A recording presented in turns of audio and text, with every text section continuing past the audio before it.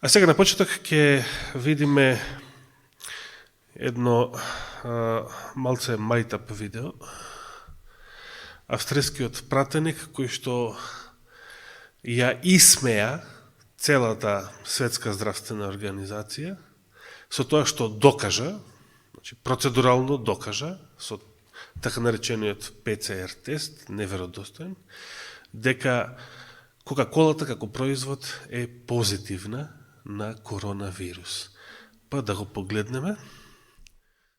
Sehr geehrte Damen und Herren, und da bin ich auch schon bei den Massentestungen. Ich habe hier mitgebracht einen Test direkt aus einem Ministerium, mit dem auch die Massentests in einem Ministerium durchgeführt werden.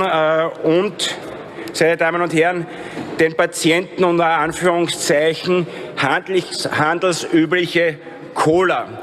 Und ich darf jetzt den Test insofern durchführen, dass ich dieses Cola nehme und auf den Massentest, den Sie auch verwenden, auftrage.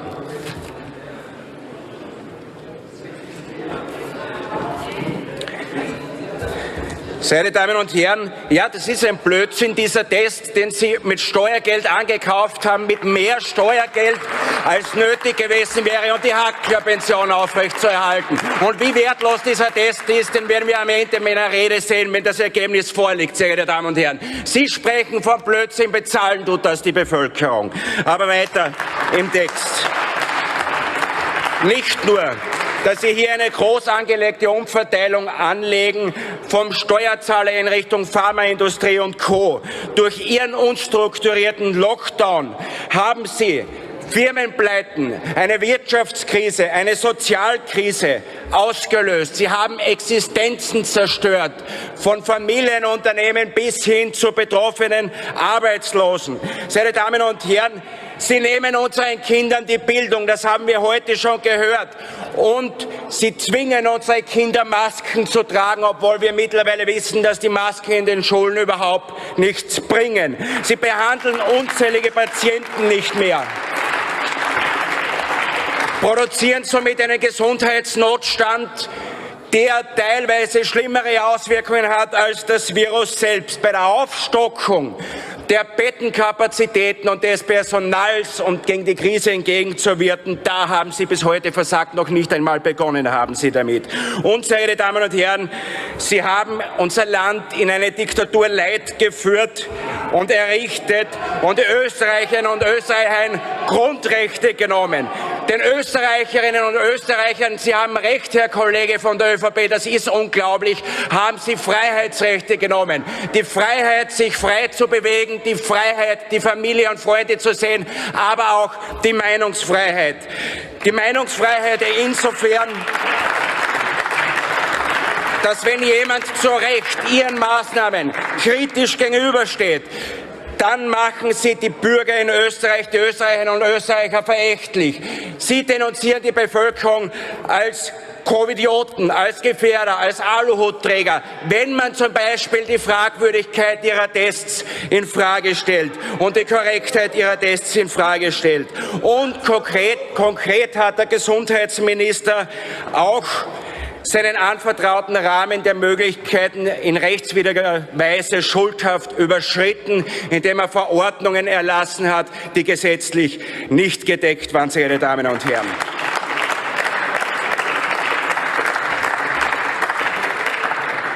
Die Opfer und Geschädigten ihres Verhaltens sind die Österreicherinnen und Österreicher. Vernichtete Existenzen, gescholtene Kinder, zerstörte Firmen, Arbeitslose, eine Krise, die Sie herbeigeführt haben, die ihresgleichen suchen. Sehr geehrte Damen und Herren, mittlerweile liegt auch das Testergebnis Ihrer Steuergeldverschwendung vor. Und ich darf sagen, Herr Präsident, wir dürften jetzt ein Problem haben, weil wir haben einen positiven Corona-Test im Parlament, nämlich dieses Cola hat einen positiven Corona-Test ausgelöst. Ich weiß jetzt nicht, wie Sie damit umgehen, aber sehr geehrte Damen und Herren, mit solchen Dingen werfen Sie zig Millionen Euro Steuergeld aus dem Fenster. Anstatt für echten Schutz der Alten- und Pflegeheime zu sorgen, anstatt endlich Geld zu investieren in unsere Krankenhäuser und das Gesundheitsbudget nicht aushungern zu lassen. Sehr geehrte Damen und Herren der Regierung, Sie haben das Vertrauen absolut verwirkt. Sie haben gezeigt, dass Sie unser Land nicht durch diese Krise führen können, sondern ausschließlich unser Land gegen die Wand führen. Hier, allein dieser Test zeigt ja, wie lächerlich Ihre Maßnahmen und Ihre Politik mittlerweile sind. Bezahlen muss sie der österreichische Steuerzahler. Wenn Sie nur auch ein bisschen einen Rückgrat haben, sehr geehrte Damen und Herren, dann treten Sie geschlossen zurück. Интересно не покажа дали ја испил после чашата со Кока-Кола. Може би не, но добро ке беше и да ја испие, за да покаже дека е тоа глупост, навистина. Ковидиотлук. Суштината се разбира на видеото, на говорот, на експериментот негов во австрискиот парламент не беше да покаже дека само тој примерок на Кока-Кола е заразен, туку дека ако се примени истиот неверодостоен тест за коронавирус на секој примерок од Кока-Кола, на секоја Кока-Кола купена од продавница, таа ќе покаже дека е позитивна на коронавирус. Сега се поставува прашањето, бидејќи луѓето дури и ако се од други побуди и причини ковидиоти, но сепак идиоти не се, дали после овој тест и после ова видео, барем во Австрија или пошироко, бидејќи сега ова е гледано секаде во светот, дали луѓето престанале да пијат Кока-Кола од страв да не се заразат од корона? Сигурно не. Да, ама вирусот нема да остане на маската. Значи, и после овој тест, значи истиот официјален тест кој што се применува кога се тестирате и вие за коронавирус. Кока-Кола компанијата, бизнес партнерот на Дедо Мраз, не банкротираше. И веројатно нема да банкротира престојниве празнични седмици. Луѓето продолжија тие што пијат да пијат Кока-Кола, едноставно затоа што разбираат дека целта на тестот не беше да се докаже дека Кока-Колата има коронавирус и дека не треба да ја пиеме заради тоа.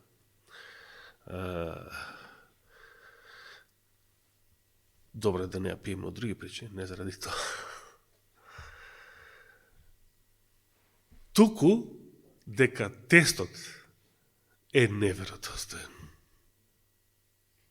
Со тоа е исмејана и побиена целата светска здравствена организација.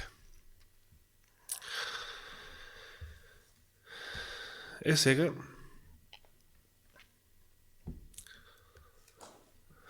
се поставува прашање тогаш зошто луѓето се плашат?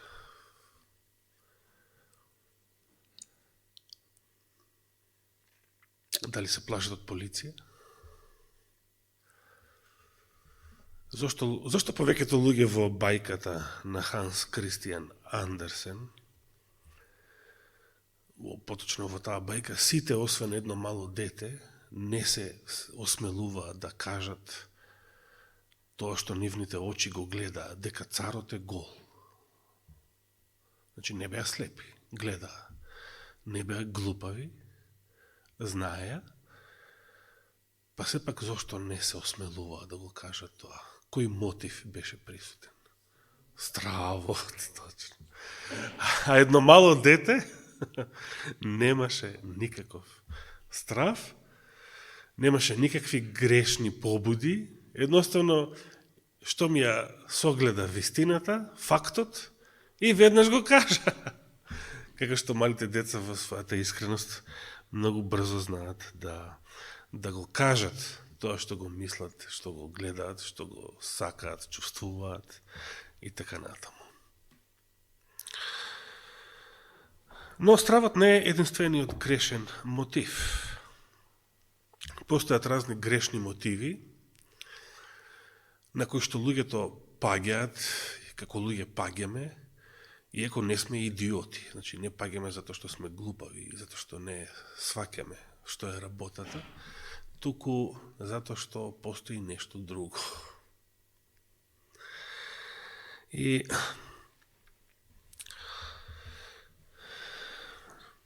например, зашто повеќето политичари, држави, влади, значи дури австриската влада, што овој пратеник ја критикуваше, зашто тие толку лесно, значи, одат по волјата на Светската здравствена организација?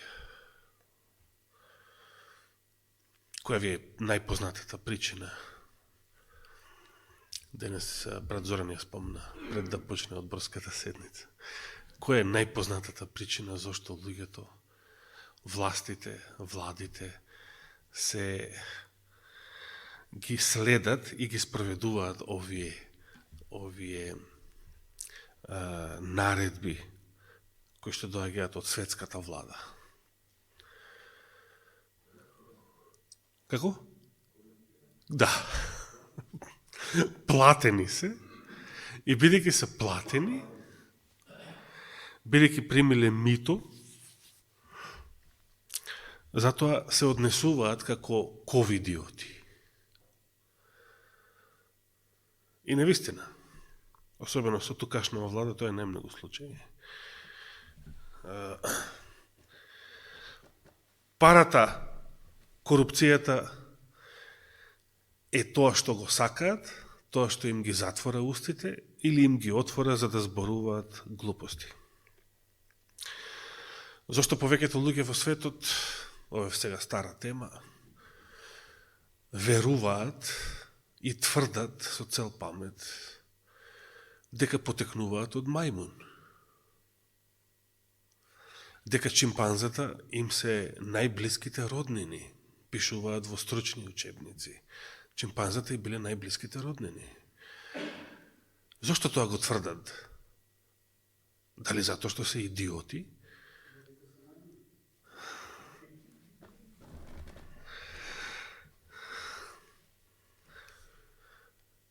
Така сакаат.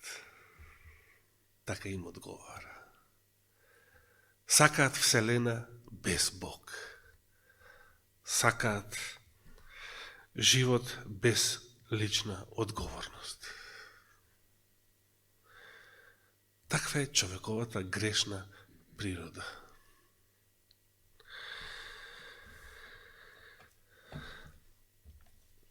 На крајот од оваа година би сакал да нагласам како подсетување две работи. Едната е тазе, што ја споменав минатата сабота, а сметам дека е важна. А другата е малку по-одамнешна од крајот на пролета, пред летната света вечера дури, кога зборував за темата фармација. Каде во Библијата го среќававме овој збор, се сеќавате ли? Фармација. Откровение. Го има на повеќе од едно место, но ќе отвориме во 18 глава, Откровение 18 глава,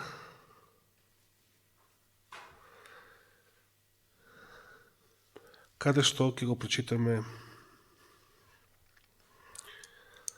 ја би го прочитал целиот текст, од 20 до 24 стих, уште еднаш. Откровение 18 глава, од 20 до 24 стих. Весели се поради тоа небо,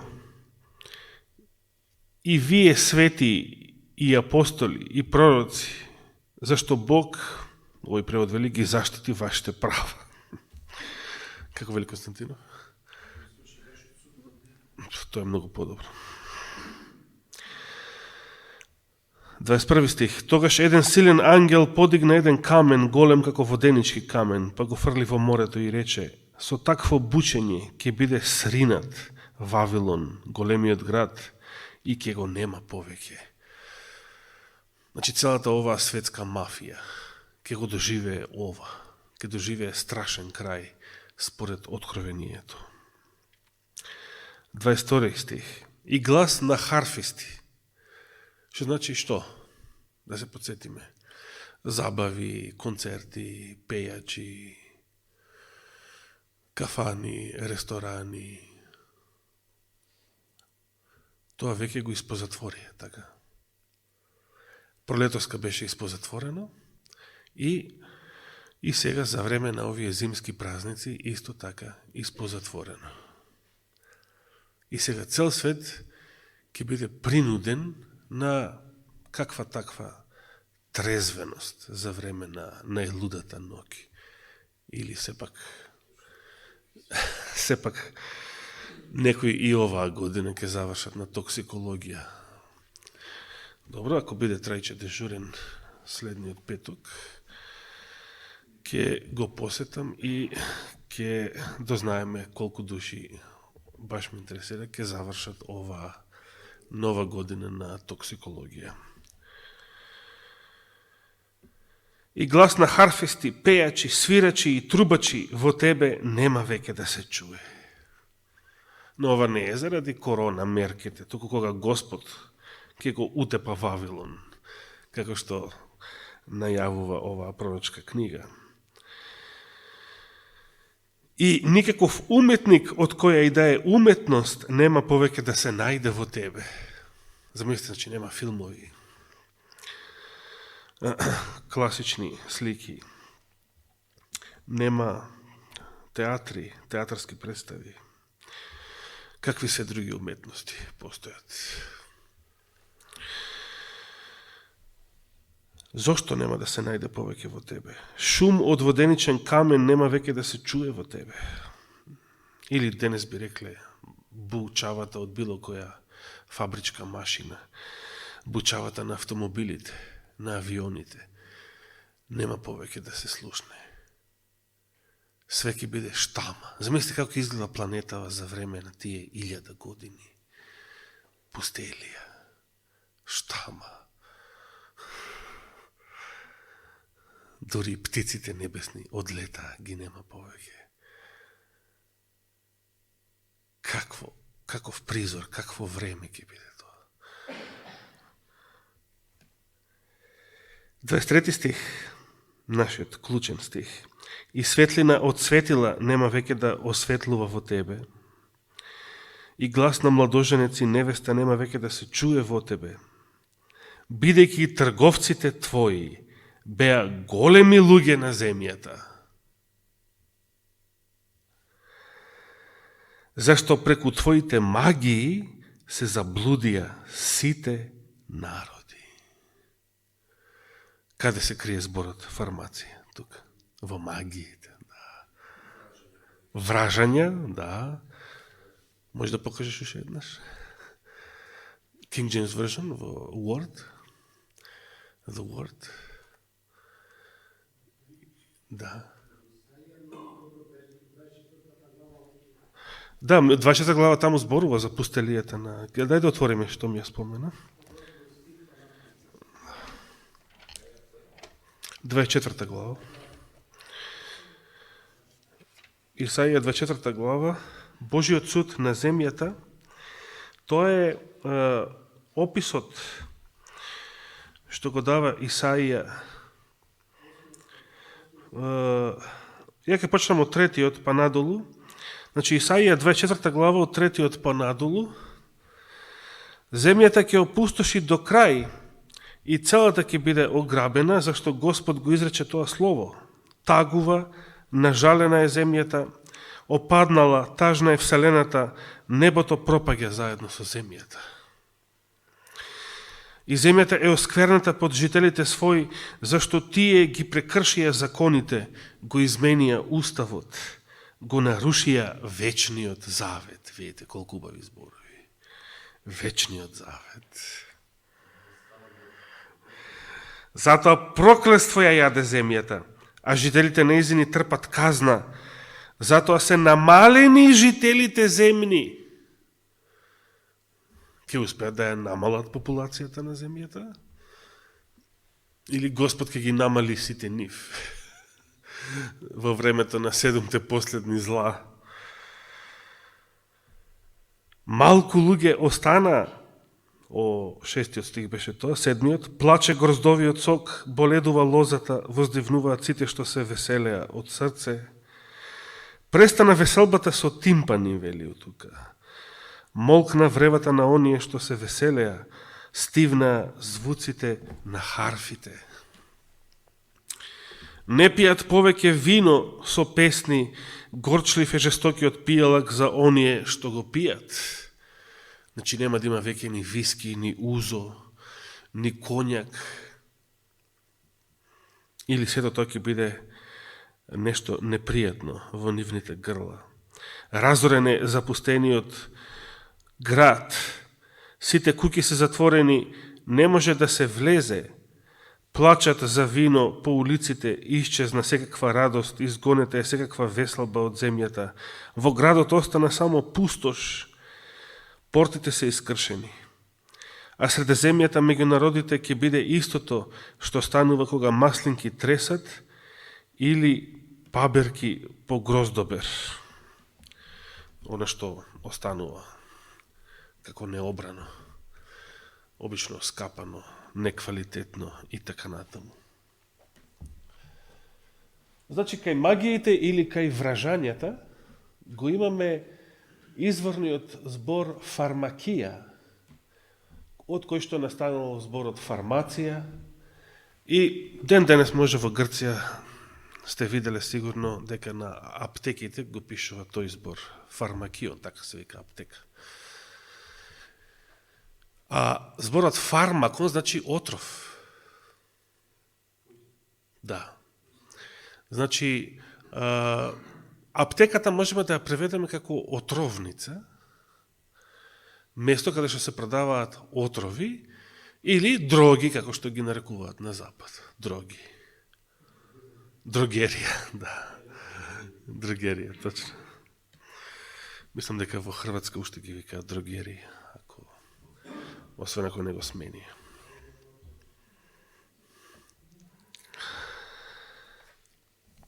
Мијадата сабота сега, ќе се префрлиме на сега зошто фармацијата, каква врска има меѓу световната медицина и вештарството, вражбините, спиритизмот, сето тоа малку објаснивме во темата под наслов фармација, кој сака може да ја најде на HCPPA на YouTube и да ја погледне од оваа година. И таму објаснивме дека не е ова скорешна работа, од како постои така наречената фармацевска индустрија, туку од најдревни времења. Спиритизмот, вражбините, сатанизмот бил поврзан со медицината. Затоа и символ на медицината беше шо? Се сеќавате?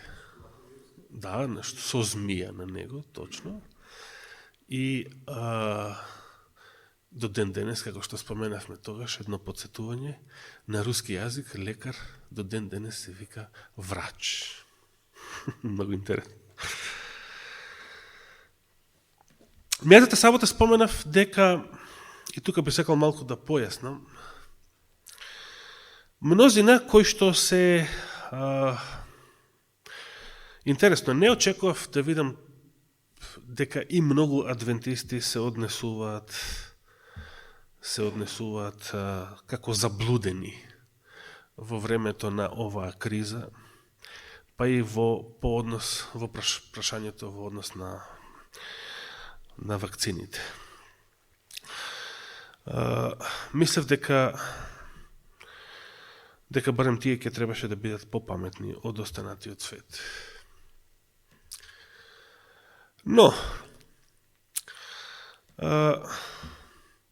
ете, мнозина се обидуваат, мнозина како да се плашат, многу верници како да се плашат од оваа криза.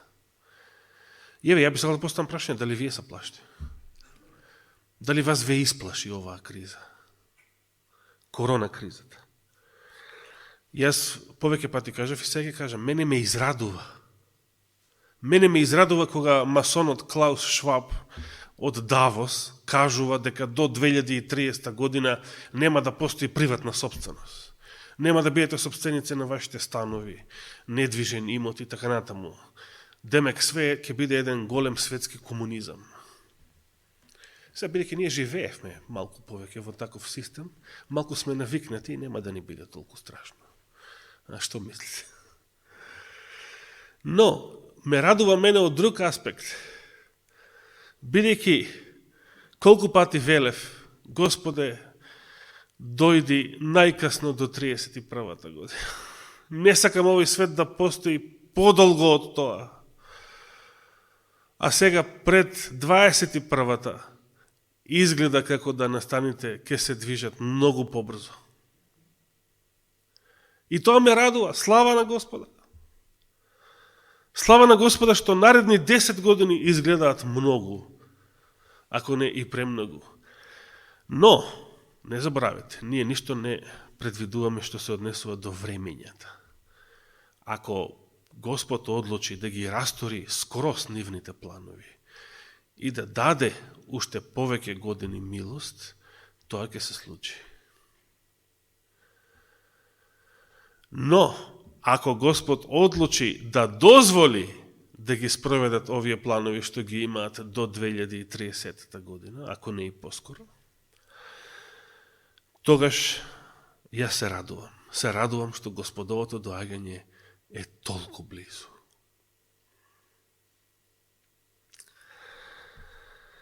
Сега, која е стапицата? Значи, некои велат, ама вакцините не се жигот на зверот. Така?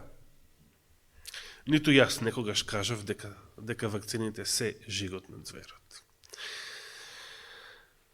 Но, споменав метата сабота, времето ќе покаже, сега, следната година и подоцна, дали вакцините ќе имаат индиректна врска со жигот на зверот. Директна немаат, но дали ќе имаат индиректна врска. Тоа е можно. Но пред да го објаснам тоа, би сакал да предупредам на следново. И посебно се обраќам до оние кои што не гледаат на интернет, и до сите пријатели, и до верниците кои што не се редовни посетители на оваа црква, или членуваат во други цркви, и така натаму. Точно е дека постојат некои браќа по светот, некои што не ги познавам лично, но сум ги читал на интернет, кои што се затрча и тврдат дека ова е жигот на зверот. И дека ако ја примите оваа вакцина, ќе станете нешто како зомби, или робот, биоробот, или нешто што ќе може да го контролираат од далечина, нешто што дека ќе ја загубите, со тоа веднаш ќе ја загубите вашата личност, вашата душа и на тој начин ќе го загубите спасението. Бидејќи ќе станете некој хибрид, некој генетски модифициран организам и затоа не треба да се прими вакцината, бидејќи тоа е жигот на зверот. Јас предупредив и предупредувам дека опасноста од генетска модификација на вашиот организам е сериозно голема и голем греф направија сите, па и оние адвентисти кои што се обидуваат да ги смируваат луѓето и да ја рекламираат вакцината. било која, патем речено, вакцина заснована на генетска терапија, тврдејќи дека тоа не е жигот на ѕверот. Еве да речеме дека не е жигот на ձверот. Еве велиме дека не е жигот на ձверот. Што се? Треба да ја приме вакцината затоа што не е жигот на ձверот.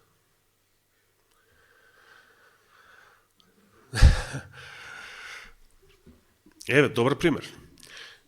Јадењето свинско е или не е жигот на ձверот? Не. Да јадеме свинско затоа што тоа не е жигот на ձверот? Да отидам да блуствувам затоа што тоа не е жигот на ձверот? Еден куп гревови постојат кои што не се жигот на ձверот. Жигот на ձверот ќе биде еден конкретен грев од последното време.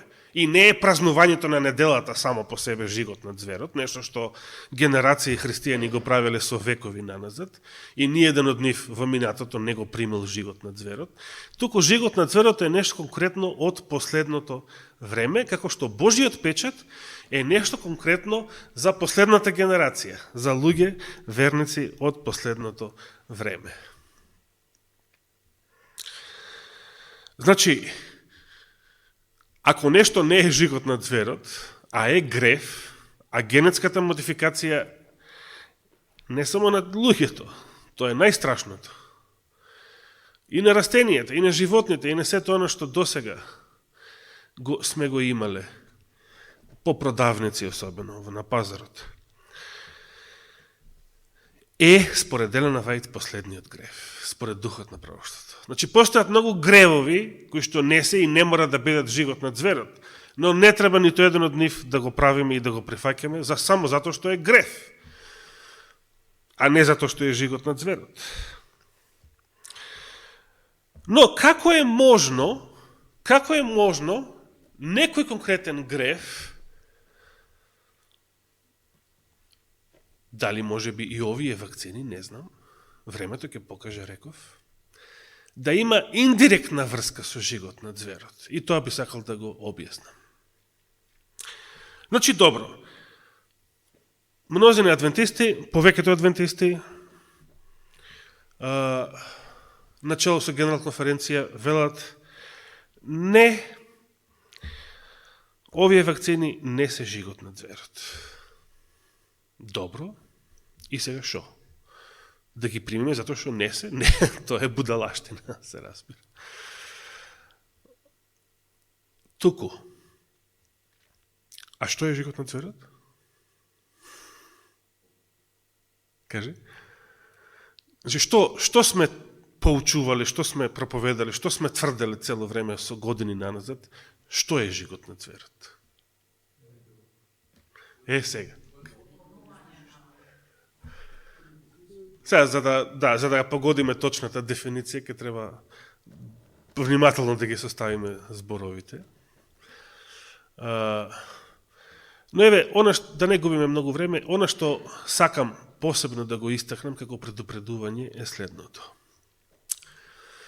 Значи, можеме да речеме одлуката според адвентистичката есхатологија, жигот на ձверот е личната одлука на поединецот да го погази Божиот закон, конкретно четвртата заповед, откако ќе биде донесен неделниот закон во Соединетите Американски држави.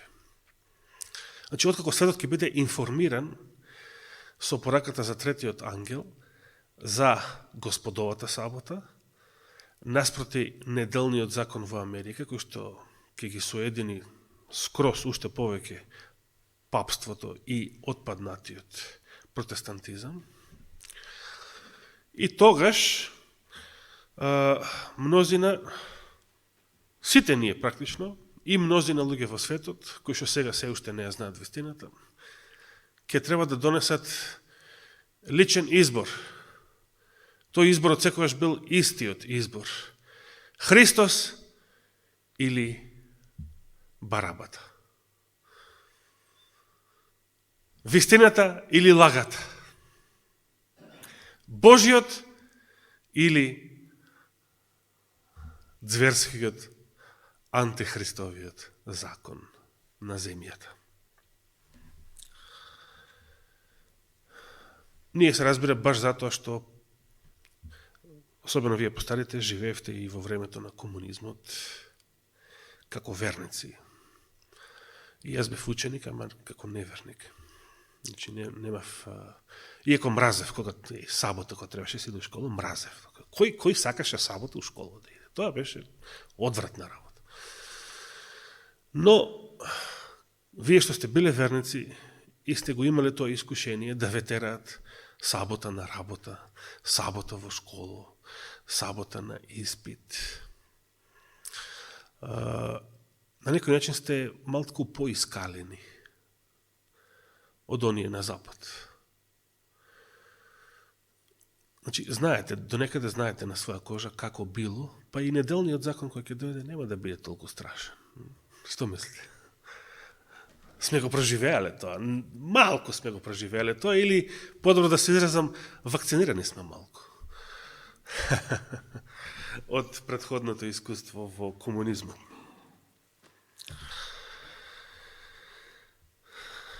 Сега што мислите? Како ќе изгледа живот на зверот?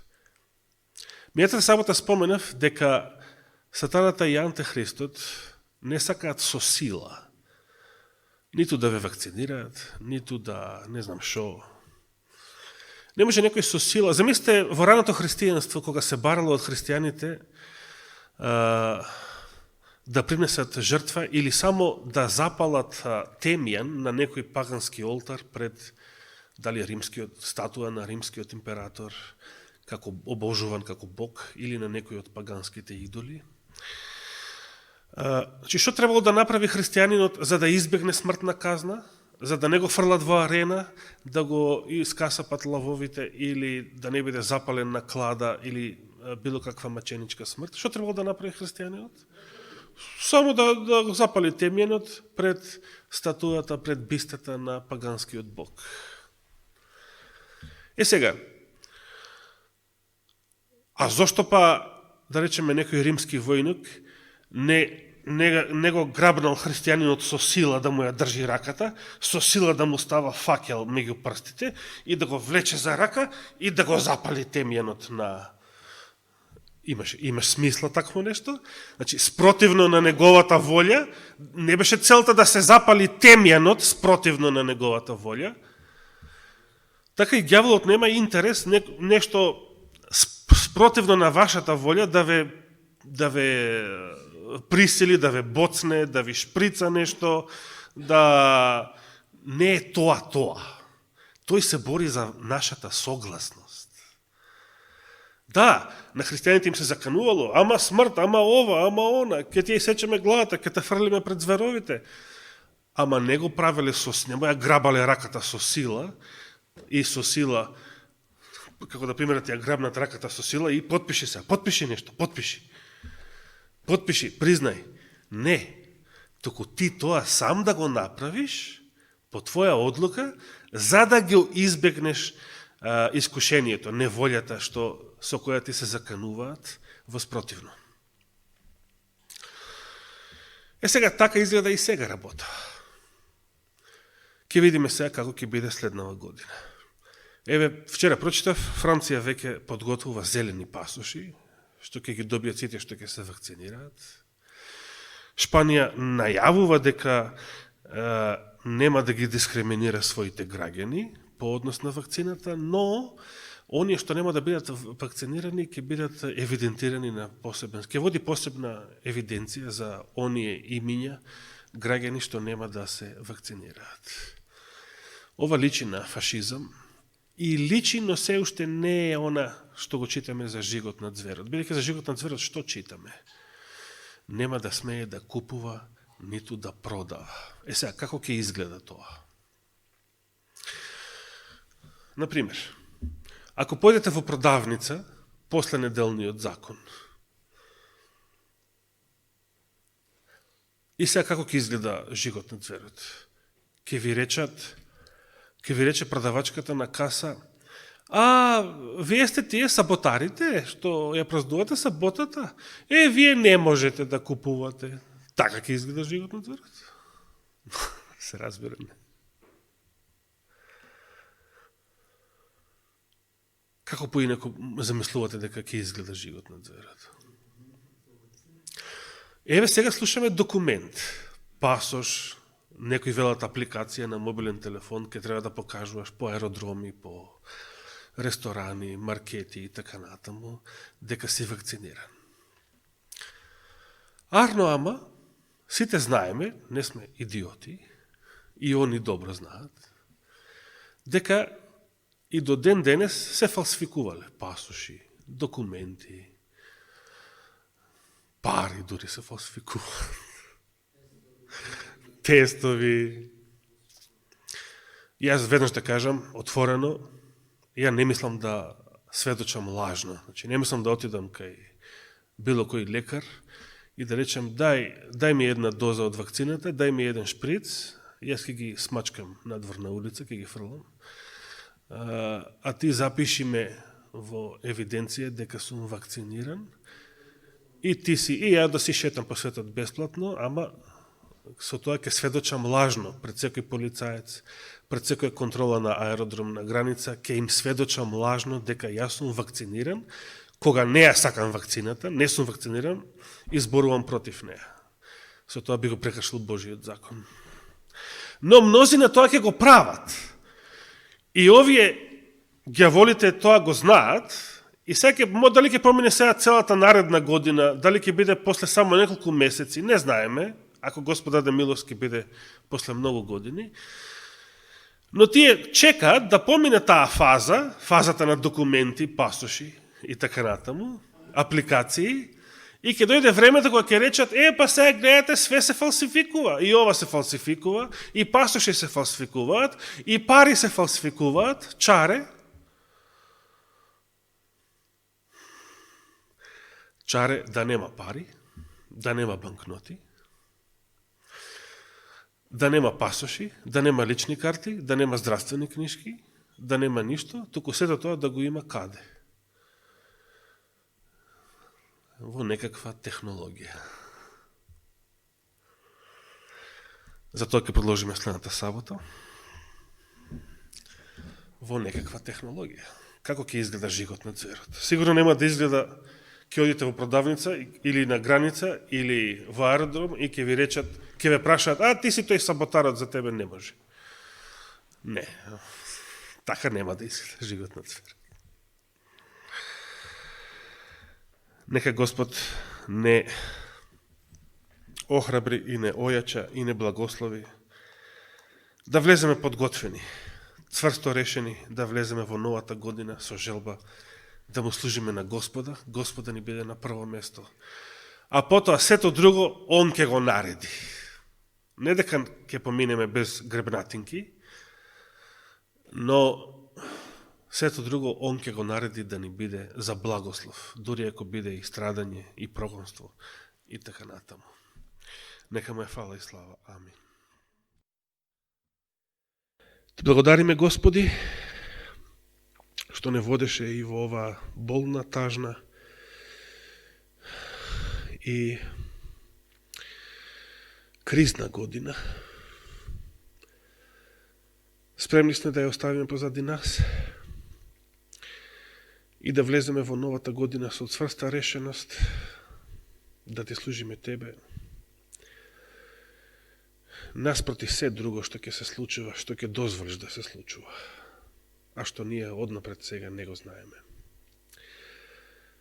Затоа, Господи, те молиме исполнија со радост следнава година,